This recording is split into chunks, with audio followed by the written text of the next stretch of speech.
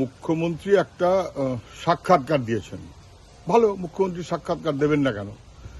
গুলগাপ্পা অনেক বেড়েছেন এবং স্পষ্ট হয়ে গেছে যে আসলে গুলবাজ দি গ্রেট।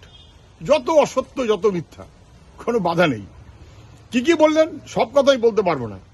নাকি জ্যোতিবাবু ওনাকে বলেছিলেন যে সপ্তম বামফ্রন্ট উনি অপছন্দ করছেন, নাকি উনি এই বামফ্রন্টটা দেখতে চান না, নাকি জ্যোতিবাবু ওনাকে দারুণ স্নেহ করতেন, উনি গিয়ে প্রণাম করতেন এবং উনি দারুণভাবে শ্রদ্ধা করতেন জ্যোতিবাবুকে।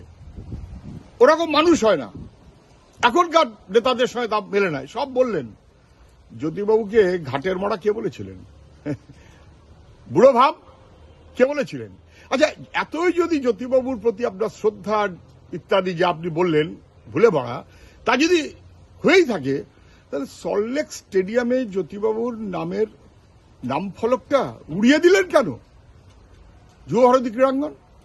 আচ্ছা বেশ, রাজারহাট টাউনশিপ নতুন একটা শহর গড়ে উঠল, নাম তার জ্যোতি বসু নগর। ক্ষমতা এসেই 1.5 পয়সার কাজ করেননি, জ্যোতি বসু নগরের নামটা বদলে দিলেন কেন? না বোঝার কোনো কারণ আছে নাকি? এর উত্তর দিন। এতই যদি শ্রদ্ধা এবং স্নেহ এবং ভালোবাসা এবং ইত্যাদি, বামফ্রন্টের উপরে খুব বিরক্ত জ্যোতি বোস, তাহলে উনি এসে কেন জ্যোতি বসুর নামকরণটা বদলে দিয়েছিলেন? উত্তর দেবেন?